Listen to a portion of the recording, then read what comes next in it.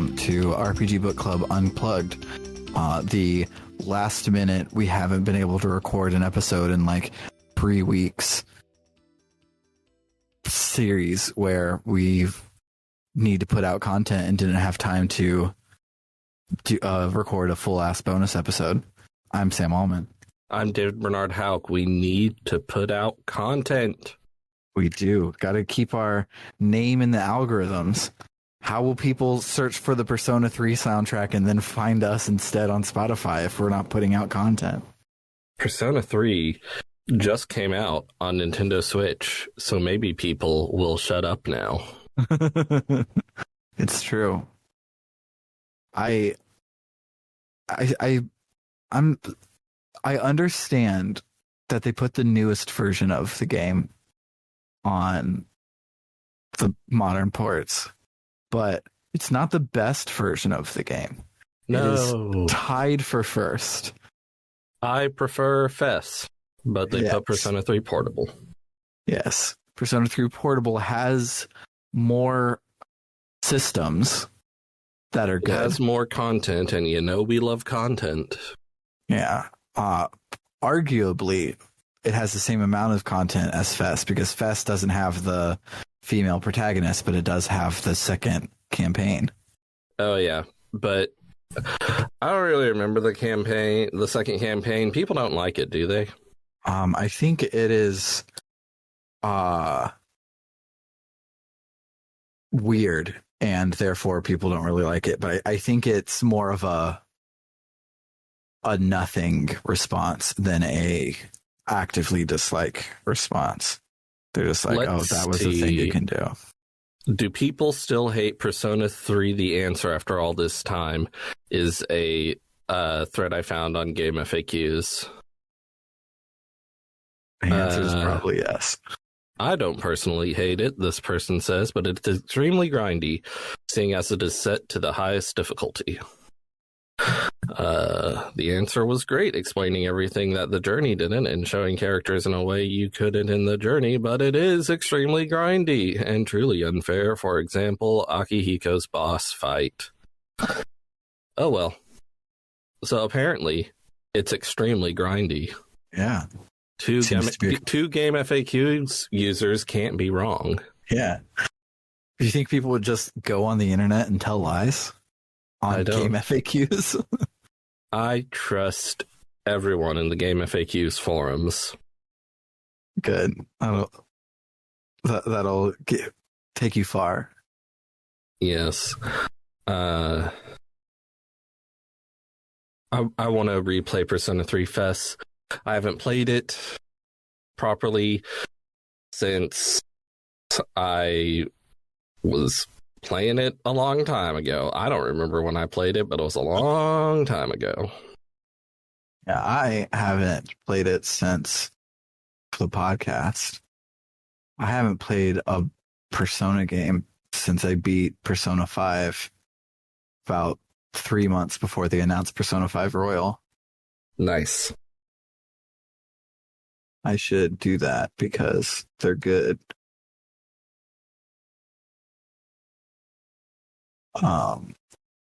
Yeah, what else is going on for that we can make into a content? Fire Emblem Engage just came out, and I really want to play it, but the problem is I also want to play all the fan-translated Fire Emblems that I never played because they weren't localized. But I also want to replay all the Fire Emblems that I don't remember because they came out, because I played them as they came out. So I was playing them like in fucking junior high or whatever. So I want to play every Fire Emblem game. Do it. There's too many video games. There are way too many video games. Like, I'm trying to cut down my backlog by being like, okay, I'll just mainly be a JRPGs guy. And I don't need to know everything about every other game genre. But there's lots of JRPGs. There are lots of JRPGs. Like, shout outs to the dark ages of the PS3 when no JRPGs came out, because I feel catching up on JRPGs is possible because there was a good 10 years where they weren't coming out 40 million every year.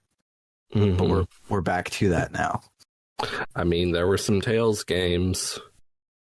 It's true. Tales was holding down the fort for basically there were 3 Final Fantasy 13 games. Mm-hmm.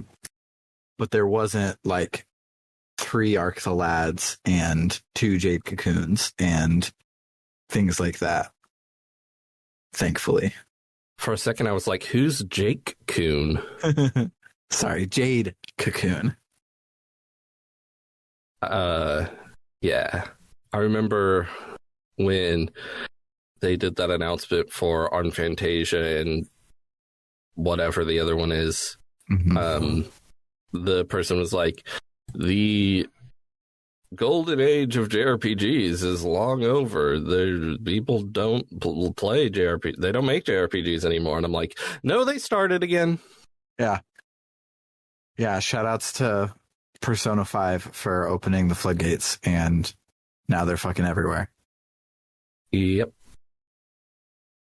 And they just made a One Piece one, which is apparently pretty good. I heard it was really bad, actually. Oh, Wikipedia says generally favorable reviews. Weird. All the things in my RSS reader that have come across about it have said that it's they have no idea who it's for, because it's a really abbreviated and crappy version of the One Piece story, where like so it's not like an original story. It is an original like framing device and an unoriginal story inside of that framing device, where it just retells the plot of the first like 12 arcs of One Piece, which is a lot of content, but it abbreviates it so that it's not a good first time to figure it out. So if you're not a One Piece fan, this won't get you into One Piece, but it also spends the like upwards of 80% of its time telling you shit you already know if you are a One Piece fan. And it's not very good. It reminds me of I've heard that the battle system and stuff is really good and fun though. But so it reminds me of back in 1996, they made a new Doctor Who movie to try and get a new show off the ground, and it didn't work. But because there was a new Doctor, they were like, oh, let's write 76 novels about this bad boy. And they did. But the very first one, I guess to try and like prove their bona fides or something, they made the 8th Doctor go back in time and visit all of the previous Doctors, which sounds like a good idea. But what he did was... Maybe it sounds like a good idea to a Doctor Who fan. True. But I mean, just that doesn't necessarily sound like a bad idea. But what turned out to make it a bad idea is he went back in time to episodes that we've seen before and just, I was there too. The whole thing, and it is homework to get through, and that's basically what they did to One Piece. I see that One Piece was developed by Ilka, the company that made everyone's favorite Pokemon game, Brilliant Diamond and Shining Pearl. Why specifically, why did you tell me that the characters lumber, and now I can't play it because because they don't walk, they lumber and come to a stop on every single square. And yep, I don't like it. It's not fun. They were just like, hey, what if we gave Pokemon Diamond and Pearl worse graphics and it was exactly the same otherwise? I was Shout us trying. out in the chat if you love Pokemon Brilliant Diamond and Shining Pearl. So I was trying to look up Armed Fantasia to see what their most recent update was, because there was an update in December, but all it says on their website is December 2022 update has been released, and that's not clickable. It's just, that's the word that it says. I can't wait for that game to get sort of released in 2029. Yeah. I'm so glad that Mighty Number 9 made $1 bajillion so that people keep doing this, because the Castlevania one was kind of good and I liked Ukulele, but I wish Mighty Number 9 would have been good so that everyone would have been like, oh, we can make $1 bajillion if we make it good, because Bloodstained, that's the word. I couldn't remember the Castlevania one's name, but Bloodstained is pretty good, and the rest of them have all been pretty bad. Iodine Chronicles looks like it could probably be good. It's at least aesthetic. Mighty Number 9 wasn't even aesthetic. Mm-hmm.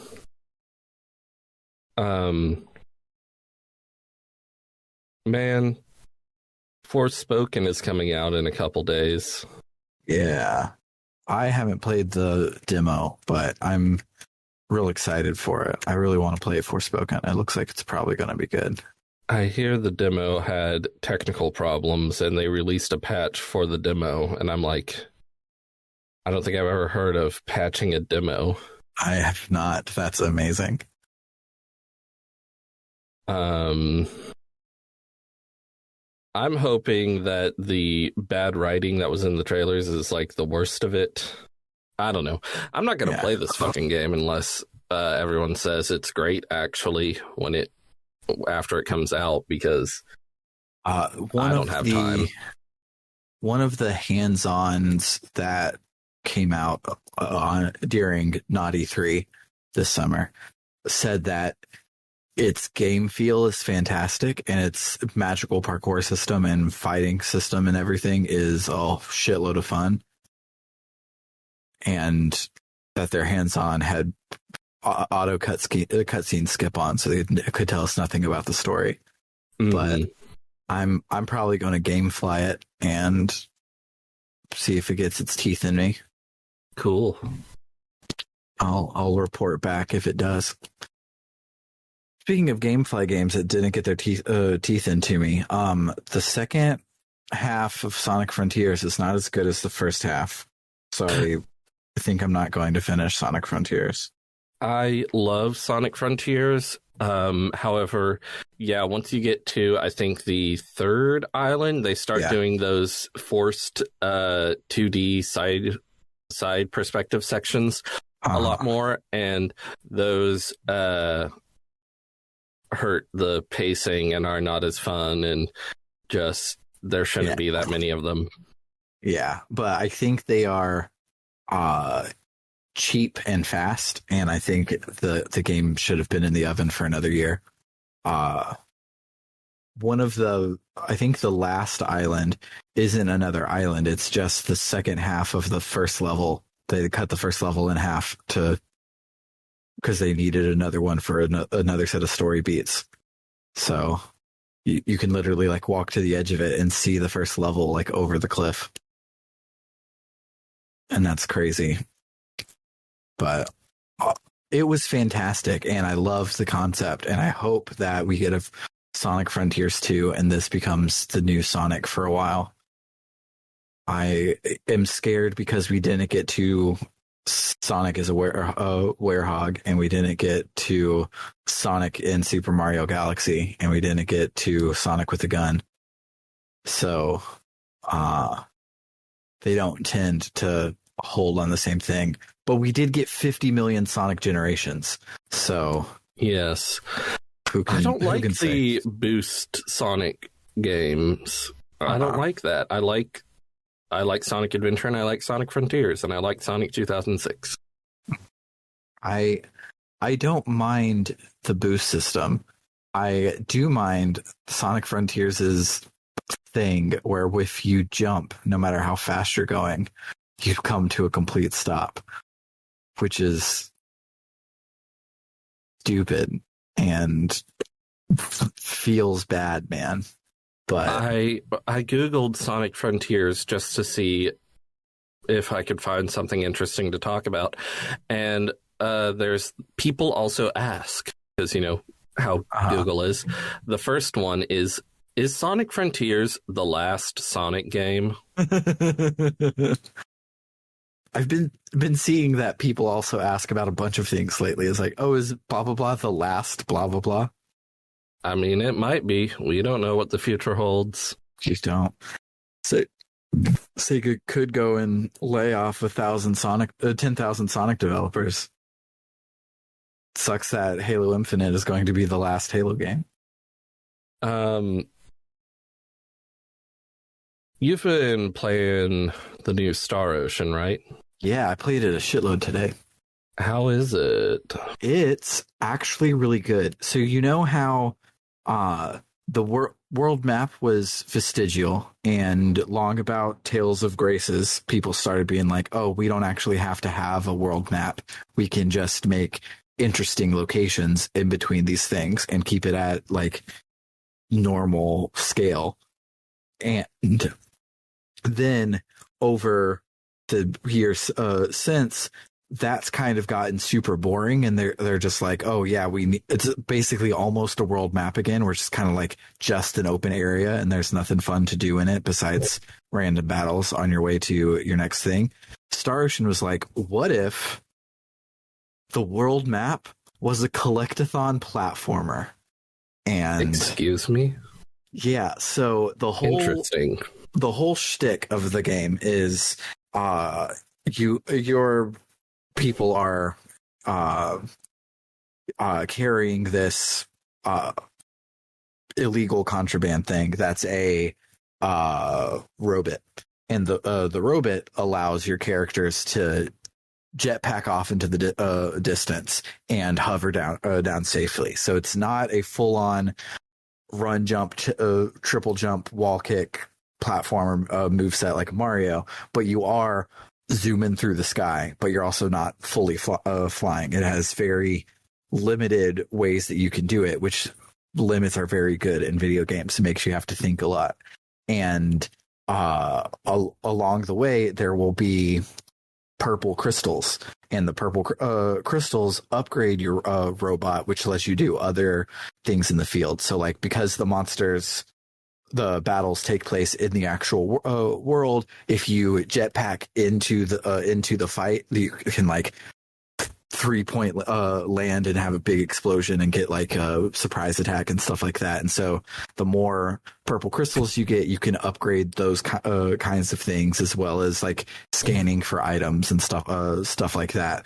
But what it functionally does is it makes like, okay, I've gotten out of the like story part, and I need to just go fly around, look for purple crystals, look for monsters, slam down into them with my jetpack, have a fun ass battle system that's still really good. It's pretty much the same one that they've had since Star Ocean 3, but maybe a little different. It's been a while since I've played 3 and 4. It feels a lot like 5 though, but it's really good. And so you drop in, you have a lot of fun battles, and then you jetpack back off, and it's great. As a budding Star Trek fan, I think you'll like this concept a lot. So this is the first game in the series where you play as someone that's not a member of the Federation. The Federation is because of shit that happened in Star Ocean 2, namely, we proved that magic was real. They're like, oh, hey, we figured out magic and we have spaceships. We're now better than everyone. Let's go use our magic spaceships and like assert our will over the galaxy. And so our main character is a smuggler Han Solo type who's like, no, that's bad. But that means he doesn't have to follow the Prime Directive. So he lands and people are like, who are you? He's like, oh, I'm from outer space. Here's my fucking space cell phone with holograms and shit. I need to go and find all of my friends. There's a coronavirus analog because this game was made recently. And he's like, well, we can cure it with our technology. And your robot friend is like, are you sure that you should? Because like, what if like, yeah, so we teach them about antibiotics, but they're all like primitive. They don't understand bacteriology at all. What if they do it wrong and it gives them more it gives them like a stronger strand that they can't fight, and it makes things worse. And he's like, that's for gods to sort out. I'm going to save as many people right now as I can. Like, fuck your Prime Directive greater moral philosophy bullshit. That's not what I'm here about. I'm a JRPG hero. I'm going to go in, I'm going to cure coronavirus. And it's good. I'm really enjoying it. I'm not very far at all. I want to play all the Star Ocean games. They're really good. It's okay if you only play one disc of Star Ocean 3, though. Mm-hmm. Yeah. While you were talking about that, I was just idly wondering, I wonder if there's any Dragon Quest III HD 2D news. That was announced like a year ago, right? It was announced in May 2021. Wow. And as far as I can tell, the literal only news that has happened about it since then is Yuji Horii saying in an interview in December 2022, maybe we can say more about Dragon Quest III soon. Because I have a feeling they're looking to shadow drop it. They wanted to get hype, and then they want to on a Nintendo Direct, on a anniversary, something like that, as a pre-order bonus for 12, something like that. I don't know. I just want it. Yeah, it's good. I want to replay 1 and 2 and then play 3, but I don't want to replay 1 and 2 until I know when I can replay 3 with the HD 2D one. Yeah, I really want to play more of them. I am technically playing 11, but I'm playing it in Japanese, so I'm very, very slow. After all of this time of me playing it, I've gotten to the initial twist where you get to the end and you go to the first town and you're like, oh, hey, here's proof that I'm Jesus. And they're like, oh, well, we don't like Jesus. We actually hate Jesus. And they throw you in prison. And I was like, my jaw was on the floor. I'm like, oh my God, that was super cool and awesome. And then I was looking at a playthrough of the English one for one of the Dragon Quest related graphic design things that me and you have done recently, of which there have been several. And yes. That's like 25-30 minutes into the game. It's taken me like a year to get that far. So I need to get a little more fluent before I can keep making my way through that one. But I started playing Pokemon X in French because I've been trying to get back on my French this year. But I realized it's hard for me to get myself to read what they're saying and put forth the mental effort to understand what they're saying in my second language, because I don't care what they're saying. Yeah. I'd be mashing through this anyway if it were in English. Yeah, they're just saying a bunch of bullshit. It's Pokemon. It's Pokemon X. That's what happened to me when I first started doing learning Japanese, is I wanted to fully immerse myself. So I bought Pokemon Black or Pokemon White actually, and I got it in Japanese on the Japanese release date. So I got it like a year before all of my friends. So I've played a lot of Pokemon games. I could play them in my sleep. I didn't need to know anything. So the only reading I did, basically at all, was learning monster names. So I read a lot of katakana, and that was it. The rest of the everything, I just saw fire move, 120 power, 5 PP. I'm like, cool, this is flamethrower. I don't actually need to know everything else. I just completed my Pokedex in Pokemon Violet, though, which I'm playing in English. And feels good. I'm still before the first gem. Getting divorced is weird, man. Like, I imagine. There's a new Star Ocean game. I'm barely through it. There was a new Xenoblade game. I'm barely through it. There's a new Pokemon game. I'm barely through it. But I have my own room now in the house, and so I have a lot more gaming time. So I'm hoping to play a lot of games that are for me and for no one else. Unfortunately, and by unfortunately I mean shout outs to our luminary friend of the podcast, Eliza. They went and did a shitload of commissions for JRPG Canon episodes. So I was already years behind, and now I will be more years behind. But I now have the ability and gumption to play the games and write about them in a timely manner. So it shouldn't be another several years before I make anything. But yeah. Have you been playing anything other than Star Ocean and games for podcast? I've been playing a lot of Aretha for the Super NES. Aretha, the Super Famicom is what it's technically called, because it's Aretha 4. But it's good because it's not fancy, but its art is fantastic. Its overworld art is what we were talking about in the GDQ chat the other day, about how there's some Super NES games that adapt an 8-bit console and don't try very hard. And that's what its overworld looks like. But then its monster sprites have so much fucking heart. Let me pull one up for you, because it's good.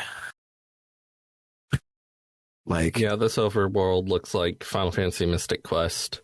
Oh, wow. Yeah. This evil person monster thing. These monsters look cool. Yeah.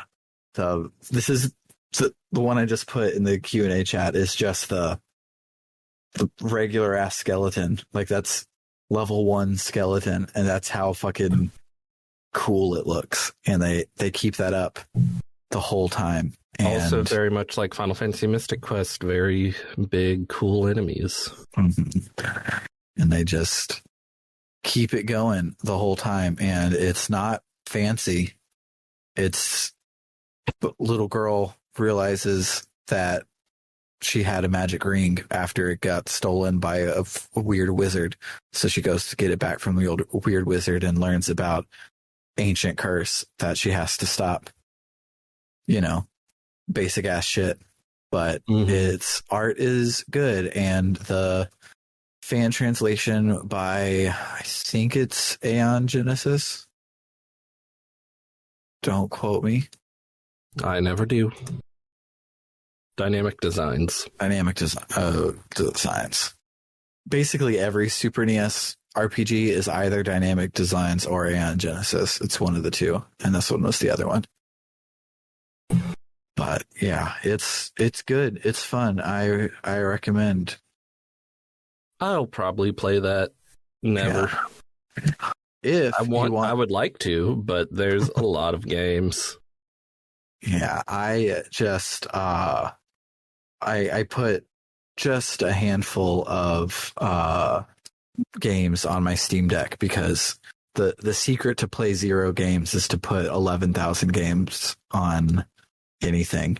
And so I put just a handful, and Aretha was one of the ones I had picked because I saw how cool the monster designs looked way back when the translation came out, which was a while back.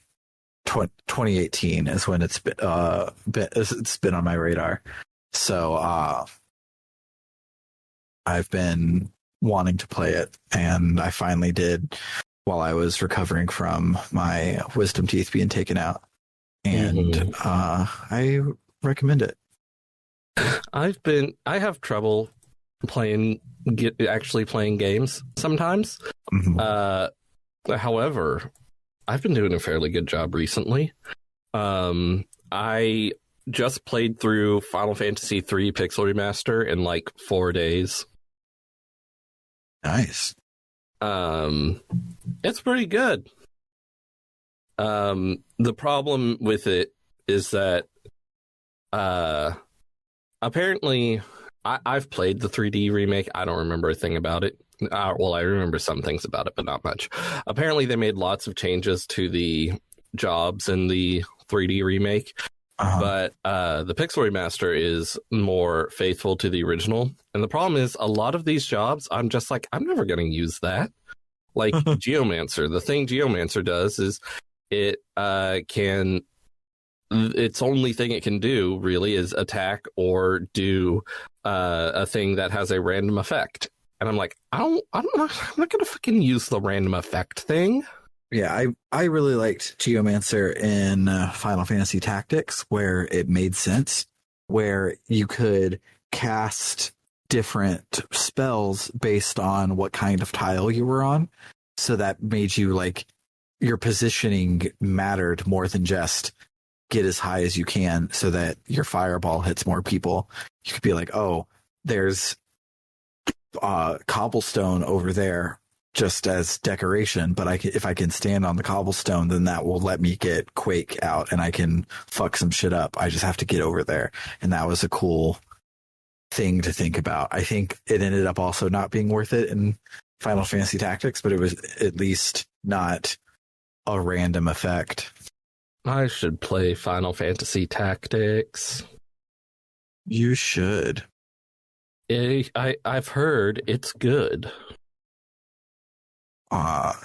Instead, let's just play Wild Arms XF as our tactics fit, because we only get to play one, and it should be Wild Arms XF. Of course, everyone's favorite. The game people have played.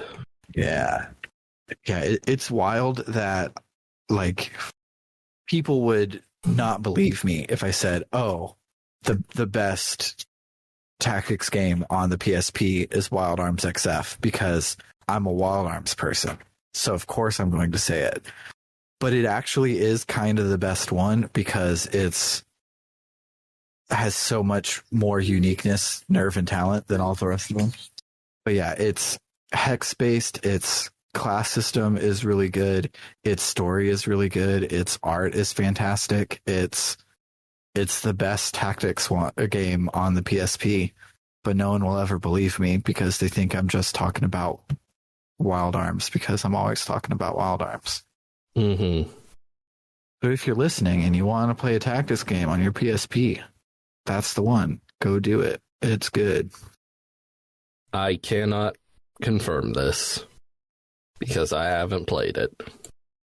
I've continued playing Yakuza Kiwami, but the problem is that I can't continue with the story because I keep getting distracted. I'll just be walking down the street and then a sub-story will start, or somebody will be getting mugged and I'm like, well, I have to step in and help them, or Majima will show up and attack me and I'm like, well, I have to kick Majima's ass.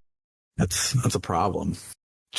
Chapter 4, where we last stopped, is basically all sub-stories. There's like 80 of them yelling at you to finish it. Yeah. Luckily, most of the sub-stories in this one, at least, are pretty short. But I've been stuck in Chapter 6 for a few days, I'll like sit down and be like, okay, I'm going to play Yakuza Kiwami for a bit, and then I'll just run around doing nonsense. Yeah, I have not played any more of it, but I want to, like, in my heart of hearts, but I just don't know if I'm ever actually going to. Mm-hmm. I'll probably just skip to 7. Mm-hmm. Part of me wishes I didn't like this game, so I could just skip to 7 instead of playing Yakuza Kiwami, then replaying Yakuza 0, then playing Yakuza Kiwami 2, then playing Yakuza 3, then playing Yakuza 4, then playing Yakuza 5, then playing Yakuza 6, The Song of Life. And then playing Judgment, and then playing Judgment 2, and then playing Yakuza 7. Yes. And then playing the PSP games, etc., etc. Have the PSP games even been fan translated?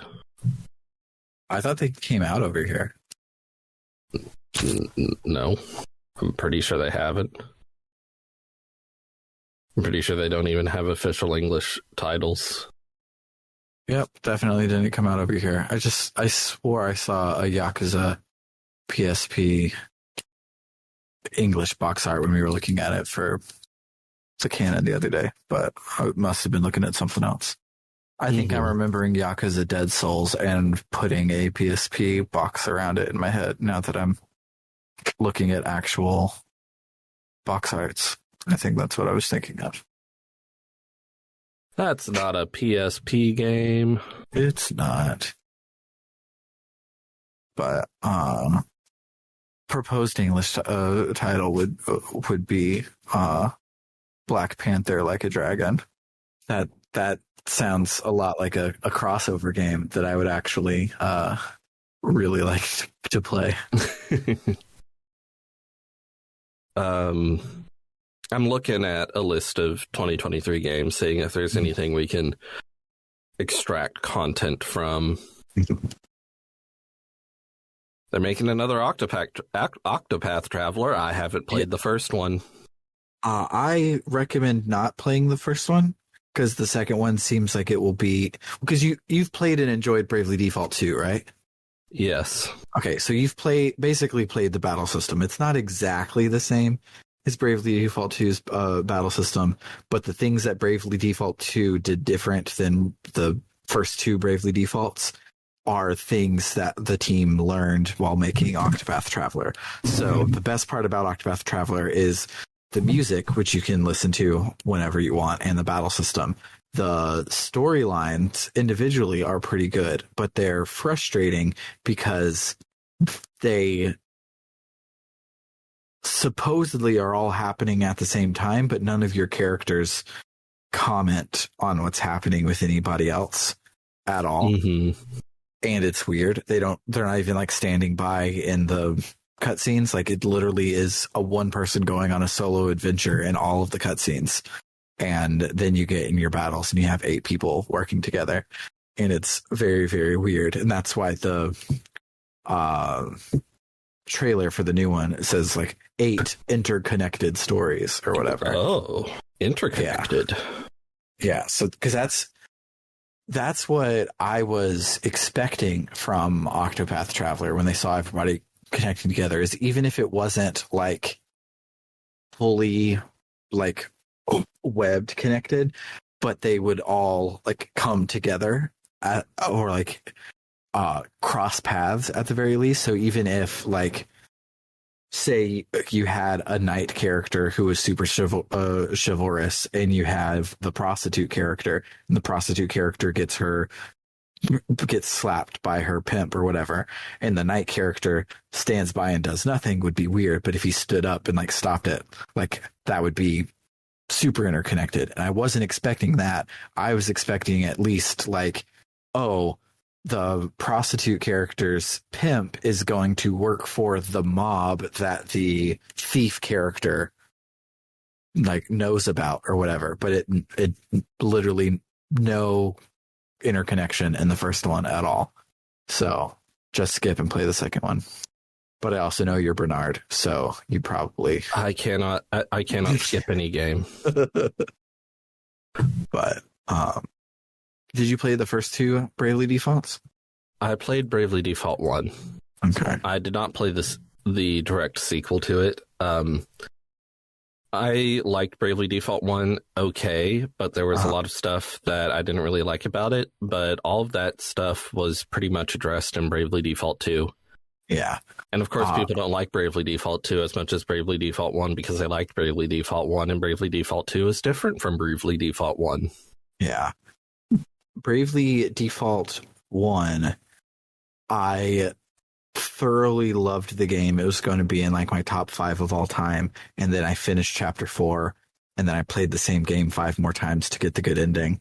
And that's frustrating, but that's a writing thing. Like, by definition, the next one will be better than that because they're not going to do that same story again. And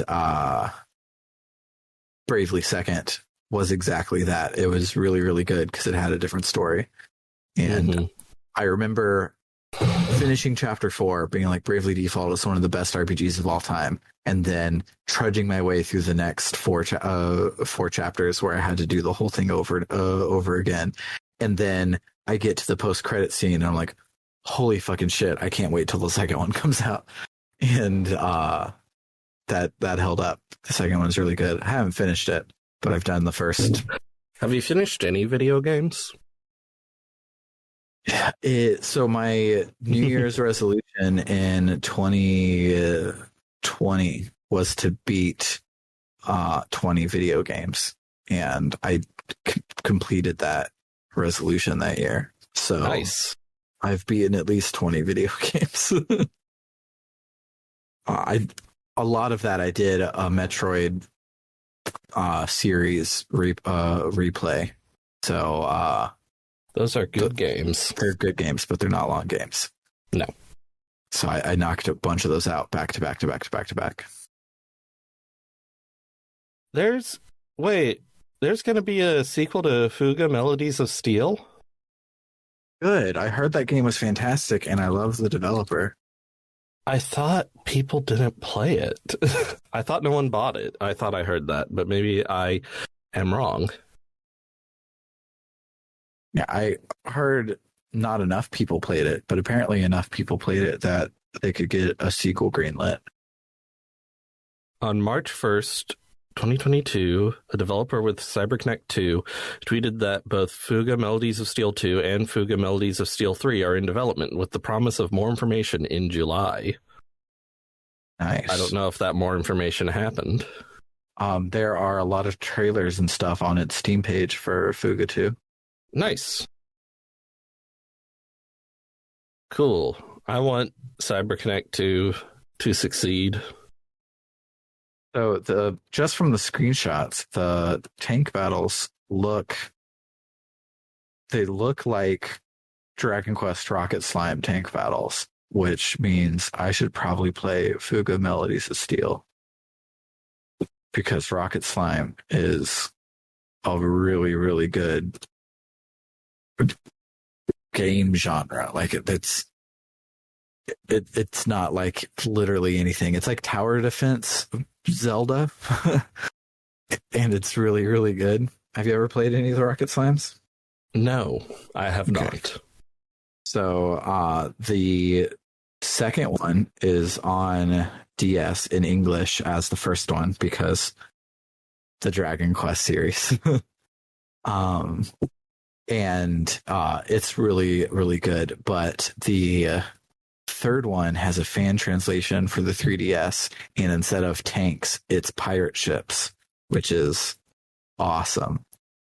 The only thing that stinks is the fan translation found a really good monospaced font, so they didn't do variable width font, which means your name can only be 5 characters long, which is not something I've had to deal with since the Super NES. But because I wanted to name my slime Rocket, because that's his canon name, but Rocket is too long. which is wild. But it's really good. So you like Zelda style overworld walk around to get you have like dungeons and things like that to get whatever MacGuffin you need at the time. Then when you get the MacGuffin, the other guy's tank shows up, and so then you are running around on the bottom screen Zelda style to pick up the like ammo and stuff. And the ammo is things like some things like swords and shurikens, and some things like hats and chairs and stuff like that. And you're picking up the ammo, you throw it on a conveyor belt that will then load it into the gun and shoot it across at the other people's tank. And they'll send doofuses down on the ground that you have to go and fight in your Zelda style fighting, as well as go back and keep sending ammo through to actually take down their tank. And it's a lot of fun, and it's really cute because every Dragon Quest spinoff is incredibly cute. This sounds like a very Nintendo DS type of game, which is weird, seeing as the first one was on Game Boy Advance, if I'm not mistaken. Yeah, it was. Which the Game Boy Advance type of game is definitely the little brother to the DS type of game. So I could see it, but I remember touch controls being an important part of the second one. So same with Ace Attorney. Ace Attorney being on two screens just like makes sense. The game flow is very normally across two screens, and to think that the first three were Game Boy Advance games blows my brain. I don't like it. I hope we get a new Shi Takumi game someday. Yeah, too. I'm so happy that The Great Ace Attorney came out in English officially. I've been trying to figure out like what games I want to play this year. I really want to play Crisis Core after we finish Final Fantasy VII, but at this rate, I'm not sure that's going to be this year. I hope so. We only have a handful of episodes left. We if you've made it this far of hearing us just chat for 57 minutes, the reason we are doing an Unplugged tonight is because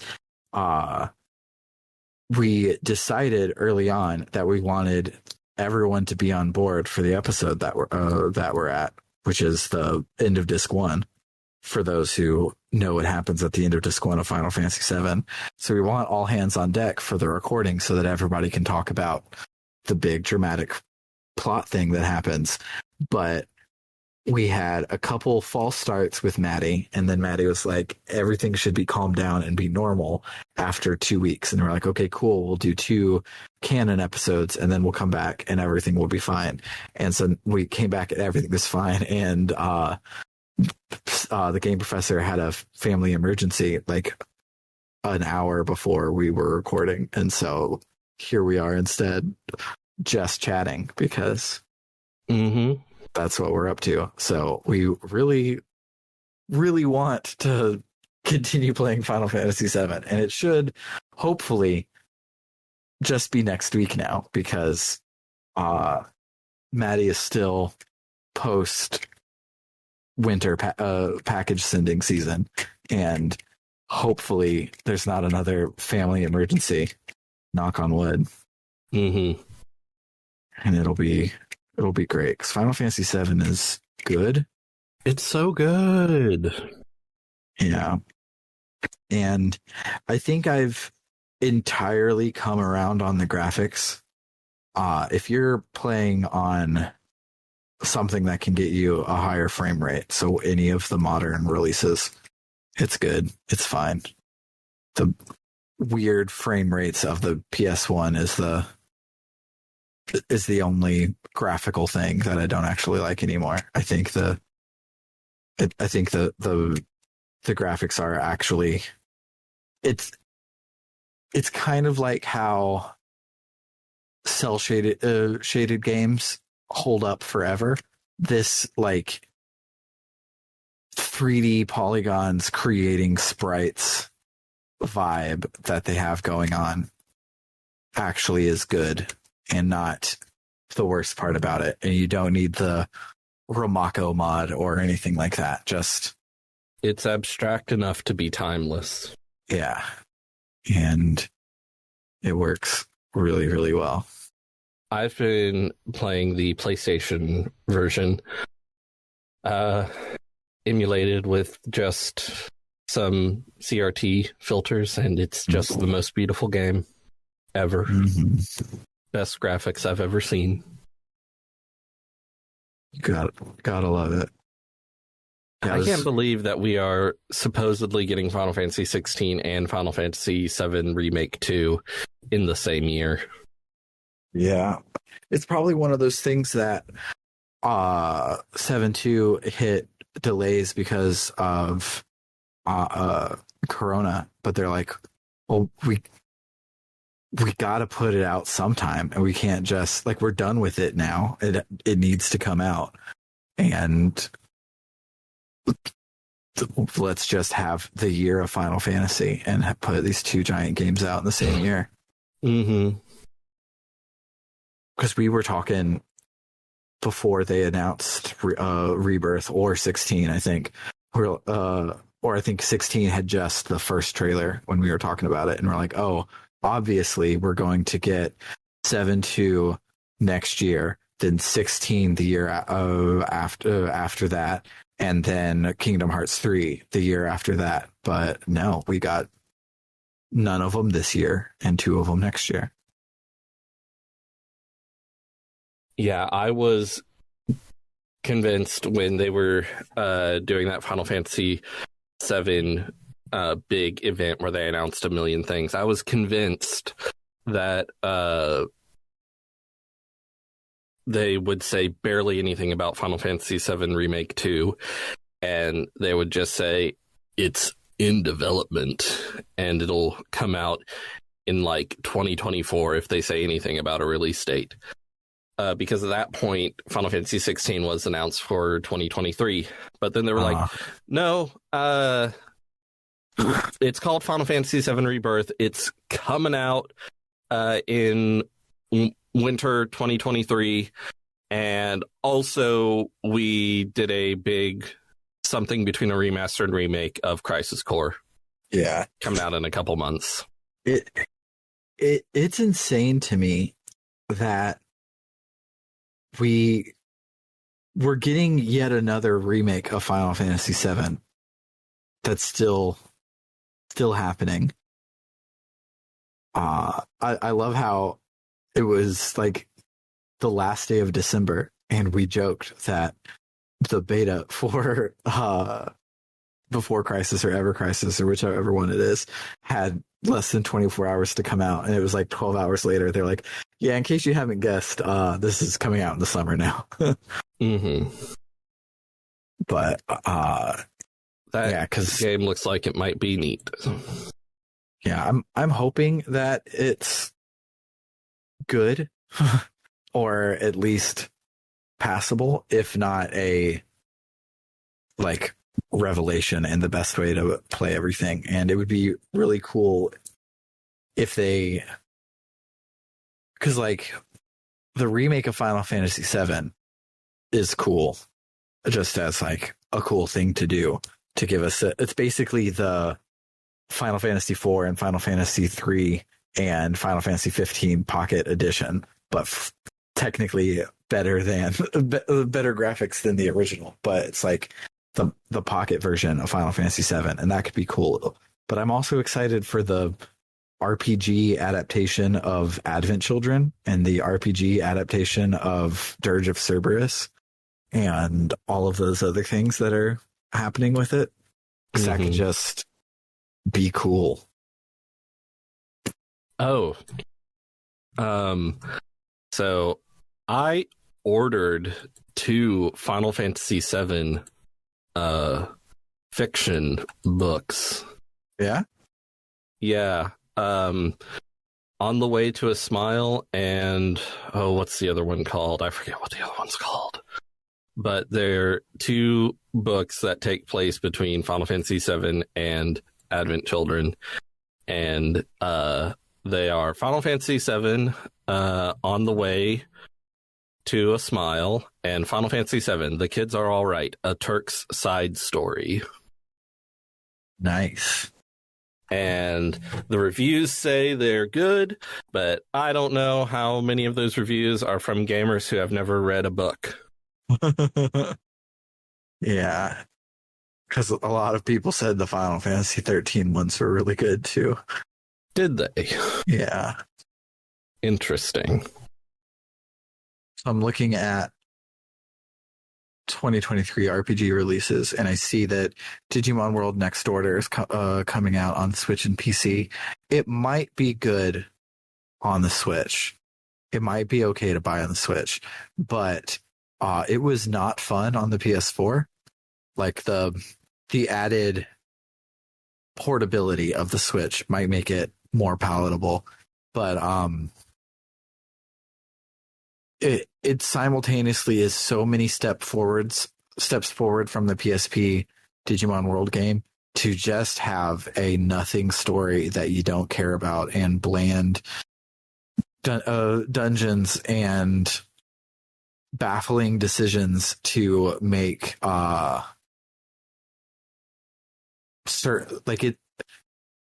they detached level from like evolution stage, so you couldn't easily see like, oh, I'm going to go fight the big ones because the big ones are going to be big and strong and that will get me all the stats that I need. No, that could be a level 1 champion and you actually need to go fight those rookies over there that are like level 55, and it just was unbalanced and weird, and in the end not that fun to play. But the monster raising part of it on Switch might be good. So as the forefront Digimon expert podcast, shout outs to Podigious, that I say that skip it on PC, pick it up on Switch, or if you pick it up on PC, hopefully modders actually mod it like we all thought they would with Cyber Sleuth, and then no one did. Cool. I wasn't paying attention because you were talking about Digimon. Yeah, I figured that was for CW in the chat. Shout outs to CWs. Oh, I didn't realize that Rise of 3 was coming out so fast, but like, of course it is. These are annual franchises, and it's been 2 years. But that what was coming out so fast? Rise of 3. It's yeah, coming out in March 24th. They just can't stop from making Atelier games. They can't, and I'm glad. I beat Rise of 2 not too long ago, and it's good, folks. Mm-hmm. I like it a lot. That's my whole review. Cool. Still can't believe that the Battle Network collection is real and is all 6 games with every version. Yep. Let's not spend 40 minutes trying to figure out who is making it. I don't know why anyone would do that. Yeah, let's not do that.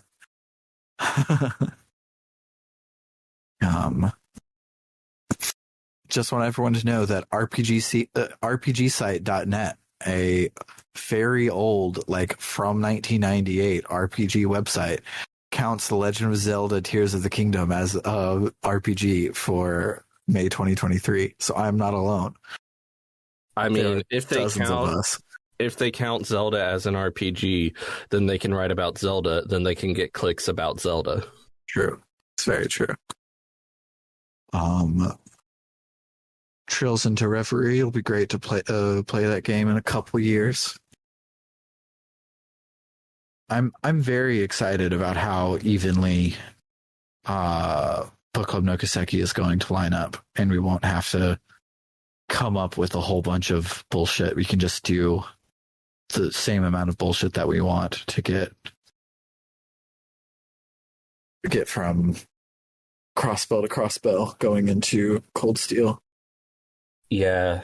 If it was going to be like a yearly release, which I didn't think it was going to be, but they technically said one was coming 2022 and one was coming 2023. If we were going to have to figure something out, have to do something, yeah.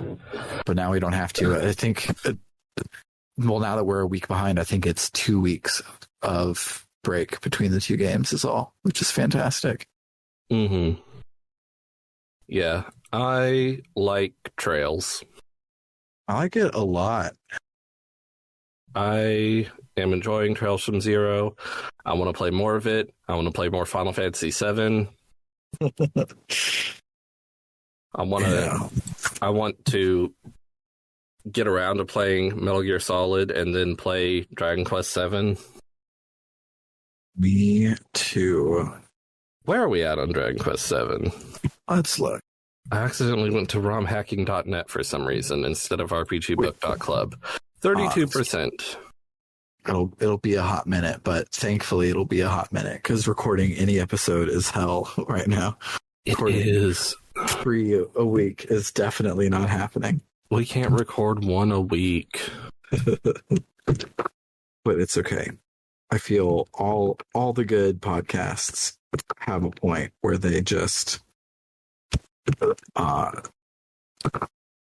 low their roll for a bit. Do you it's just our turn to do the any same thing. Examples of that? Feed by Scott Mosher and Matt Myra. They are super busy constantly, and Scott Mosher barely can do Smodcast, his main podcast, so he has even less time to do his crossover with the Nerdist, which is where Matt Myra is from.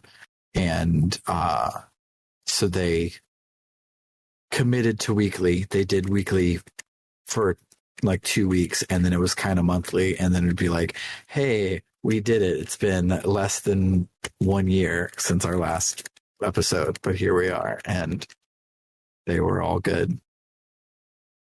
I don't know. I don't think they're still going, but they did release sporadically,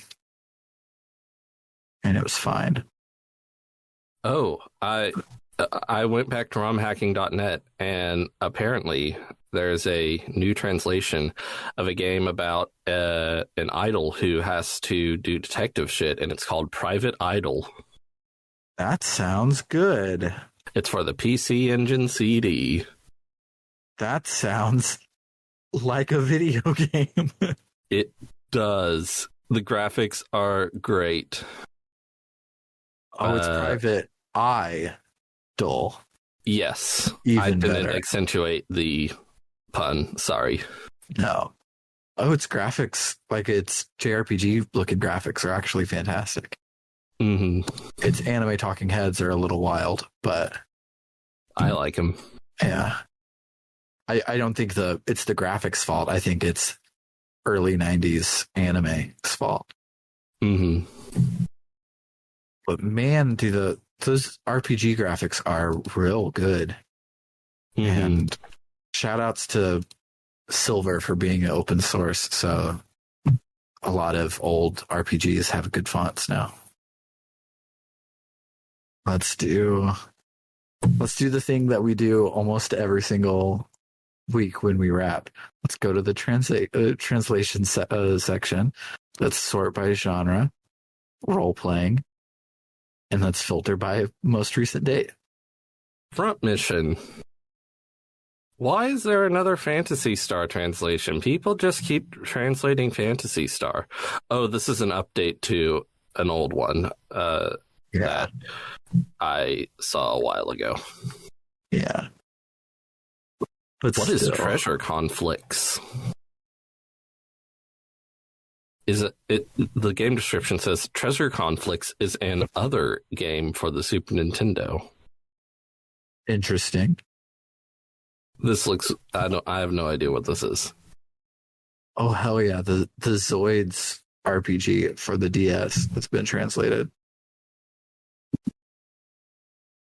I really hope that the PlayStation versions of Shin Megami Tensei 2, and I think there's one of Shin Megami Tensei If, get... The If is already translated. I have it on my Steam Deck. Of the PlayStation version? Yeah. Oh. I don't see it on romhacking.net. Pretty sure there's just the SNES one. Maybe I am wrong.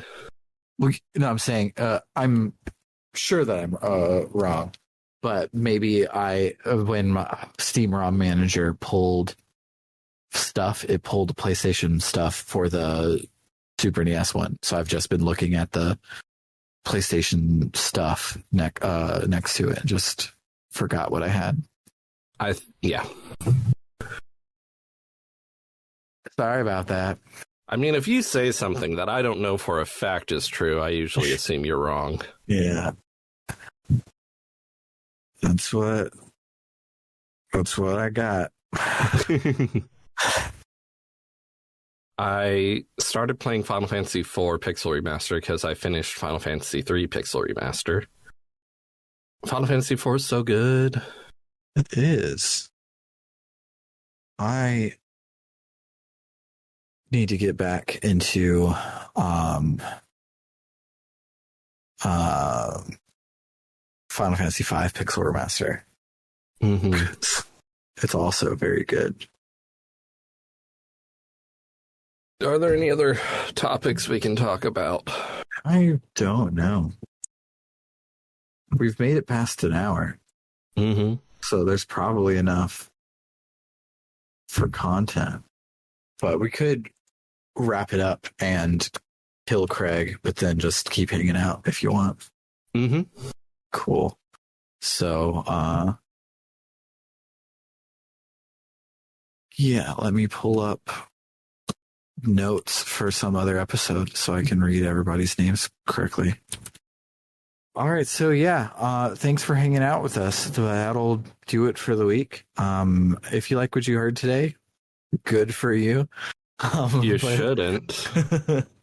But if you did, for some reason, you can help us offset the cost of running the show and all of that by heading over to www.rpgbook.club, where any and all donations are put back into the show to make it better and offset hosting costs and the like. If you donate $1 or more a month, you'll get access to the Book Club no Kaseki episodes a month before everyone else, as well as be able to vote on our polls to decide what game we play next. There's a poll live right now covering Bernard's Auto by RPGs, Skies of Arcadia, and Paper Mario. Skies of Arcadia still has a 100%. So Paper Mario fans, I know you're out there. Come out of the woodwork and turn this around. You keep getting extensions on your deadline for how long these episodes are taking to come out.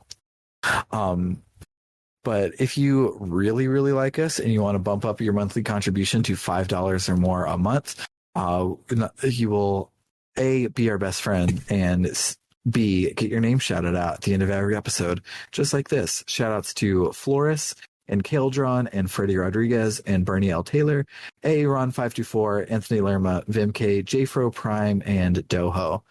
And then if you like us a whole lot, you can become our spouses, our luminaries. And for $20 a month, you'll not only get your name shouted out, but also a one-sentence shout out to whatever you want. The idea is for this to be like a URL for you to promote yourself.